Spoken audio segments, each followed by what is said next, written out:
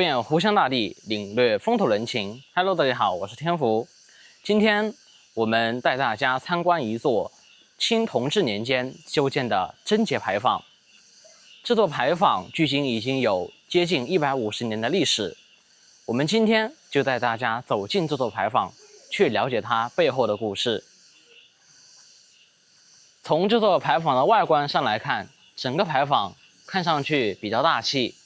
虽然有些部分它是后期新修的，是的，后期做了一些修缮，有一些现代化的工艺，但是一点都不影响它曾经的辉煌。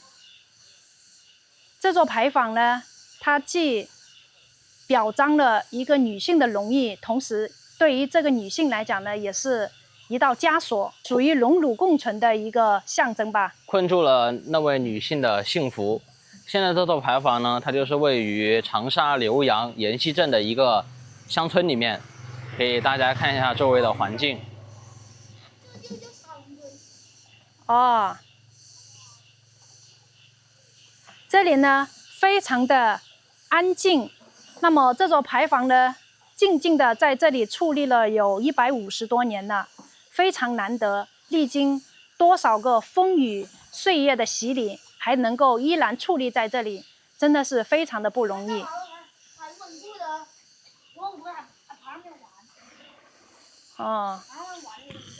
哦，是吧？也就是以前当地的村民还在这上面还放一些东西，对吧？有小孩子爬上去玩呐？对啊。你小时候爬上去玩过吗？玩过啊。我先玩过。哎呦，所以这座牌坊真的是陪伴了多少个孩童，度过了多少个快乐的童年。看到上面的螭吻没有？看样子是新换的哦。是的。近期做过修缮。整座牌坊就只有这个住处，它是保留了以前的原汁原味。4柱3门的结构牌坊。是的，其他都是新建的。也就是主要的结构还是以前的石料。匾额都是后期建的。对，这个龙凤牌。南额、上匾额、下匾额。对，是以前的老石料。那么周边的边楼，还有最上面的那个叫什么？几叉。知道这个建筑是什么吗？知不知道？牌坊啊，你知道这个牌坊的故事吗？有没有听爸爸妈妈讲过？啊，但是我觉得这上面做的介绍不是很详细，你知道不？本地人不知道啊。但我知道这是翻新过的。是翻新过的，你知道这是什么时候翻新过吗？不记得了。不记得呀。你也知道这是翻新过呀？这是翻新过的。以前是长什么样子，你知道吗？是有铜片，就放手机上。在你爸的手机上啊？之前这里有个二维码可以扫，这就是知道了。哦，以前这个地方有块二维码，然后有关于介绍，是吧？这个就是翻新过的，这个石碑就有2个在这。哦，以前这个石碑在这个位置啊？这修的。哦，这是后期修的。哦，这个牌坊就在你们家的旁边哦。对啊。这里有关于罗州市贞节牌坊的介绍，它是长沙市文物保护单位。它是个文物的不？对，长沙市人民政府2014年3月份公布的，由浏阳市人民政府在2015年1月份立的。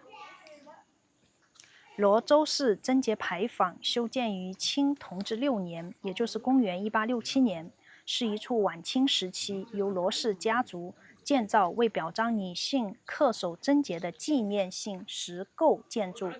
牌坊坐西朝东，全石榫卯结构，4柱3门，面阔5米，主楼高6.5米，占地面积约5平方米，由罗氏家族为表彰罗英汉期周氏守节30余载而修建的。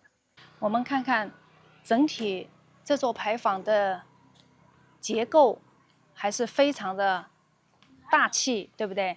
而且这个牌坊上标注的是圣旨，在中国古代的牌坊等级里面还算是比较高的等级。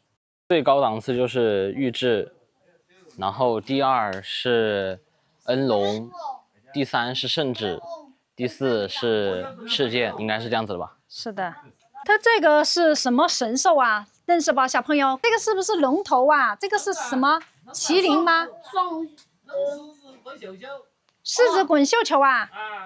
狮子滚绣球，这个看上去是龙头，龙头，但是这个呢？这个好像是什么远古时候的神兽吧？麒麟啊，好像是麒麟，上面这个是双龙戏珠，对吧？上面是双龙戏珠，然后上面是凤凰，凤凰吧？好像凤凰戏珠。对，凤凰双峰朝阳嘛，应该是。双凤朝阳，对，有一个这样的成语。我们看一下这个抱骨石啊，也是风化的比较严重哦，上面有一些精美的雕刻，像祥云呐。哎，你好，请问这个牌坊啊，以前这个牌坊周边有房屋吗？都有啊。都有啊。以前这个牌坊建在这里的时候，开始建这里的时候就有房屋啊，周边啊。你知道他这个罗州氏家族修建的这个牌坊，那他们罗家的后人还住在这周边吗？